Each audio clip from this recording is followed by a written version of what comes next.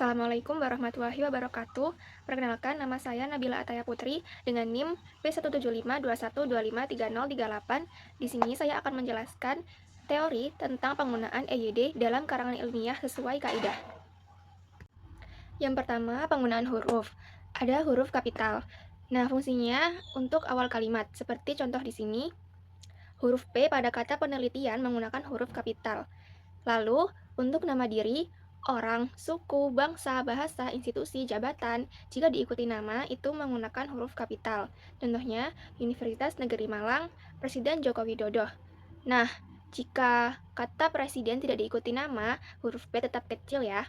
Namun, jika ada nama, huruf P pada kata presiden ditulis kapital. Lalu, digunakan untuk nama geografi jika unsur nama diri. Contohnya seperti Jawa Timur, Selat Sunda,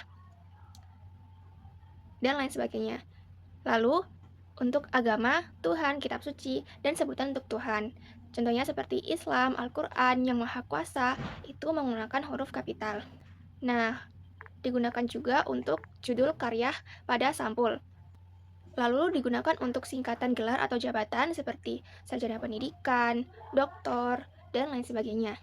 Nah, huruf kapital ini tidak bisa digunakan dan tidak boleh digunakan pada nama jenis atau jenis makhluk. Contohnya pohon mangga atau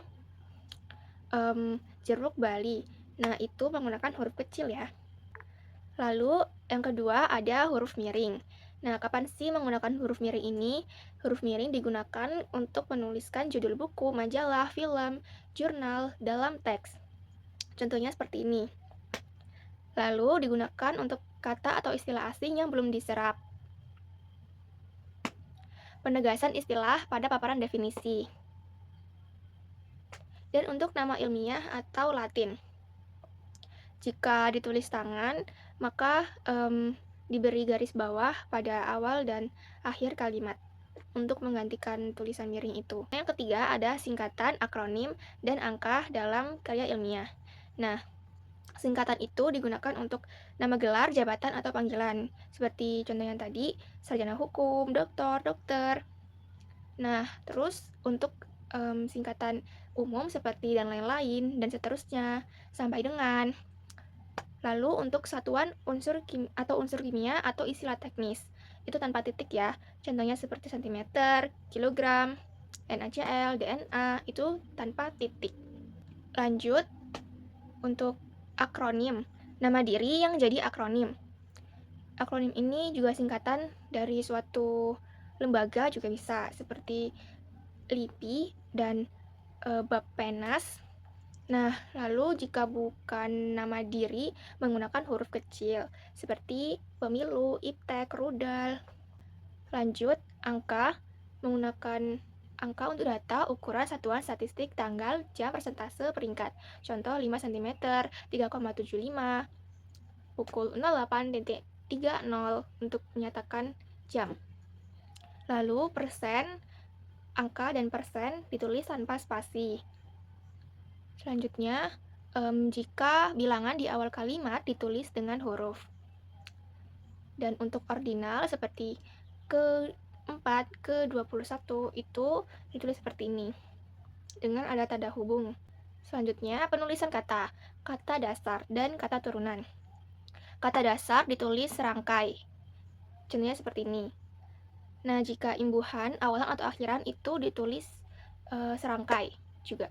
Jadi tidak ada spasi. Lalu gabungan kata atau kata majemuk. Umumnya terpisah. Contohnya seperti rumah sakit, laporan keuangan, biaya tetap. Jika menjadi suatu kesatuan, makna yang sudah padu bisa serangkai. Contohnya seperti ini. Kata ulang pakai tanda hubung, seperti anak-anak, bukti-bukti. Jika gabungan kata mendapat awalan atau akhiran saja, unsur dasarnya tetap terpisah. Seperti bertepuk tangan, permainan kata, dan lain sebagainya. Jika gabungan kata mendapat konfiks awalan plus akhiran, itu ditulis rangkai, seperti mempertanggungjawabkan, dipertanggungjawabkan, dan lain sebagainya. Selanjutnya, kata depan di, ke, dari. Ditulis terpisah untuk menunjukkan tempat, arah, dan asal. Contohnya, di rumah, ke kampus, dari Surabaya.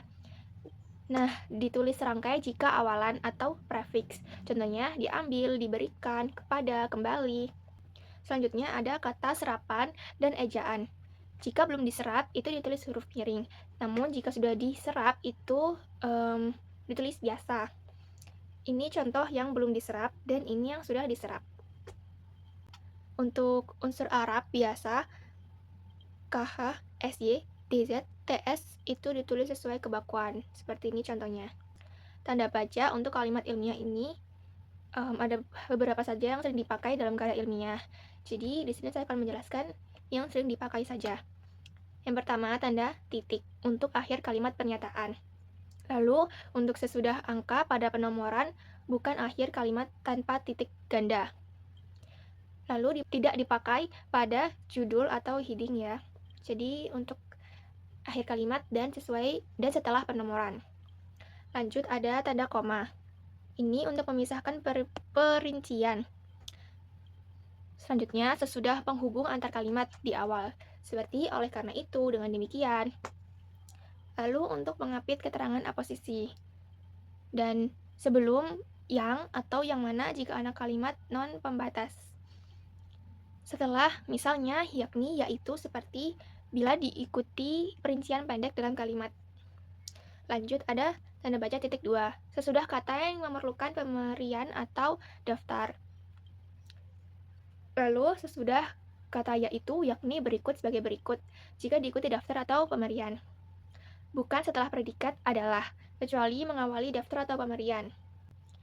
Nah, titik koma memisahkan klausa setara yang berhubungan erat dan sudah berkomaan. Seperti ini contohnya.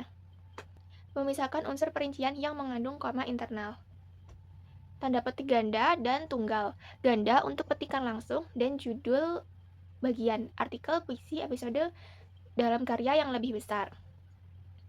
Tunggal untuk makna atau terjemahan atau petikan di dalam petikan. Tanda baca penutup di dalam petik jika bagian dari kutipan. Tanda hubung dan tanda pisah. Tanda hubung itu untuk kata ulang. Lalu gabungan angka plus huruf dan pemenggalan akhir baris. Tanda pisah digunakan untuk sisipan penjelas yang lebih kuat dari koma. Tanda kurung dan kurung siku. Kurung untuk keterangan tambahan, singkatan, rujukan. Siku untuk sisipan editor atau penerjemah dalam kutipan. Lalu ada garis miring, menyatakan pilihan atau periode. Lalu ada tanda tanya, seru, dan elipsis. Nah, elipsis ini digunakan untuk menunjukkan bagian yang dihilangkan dalam kutipan atau jeda.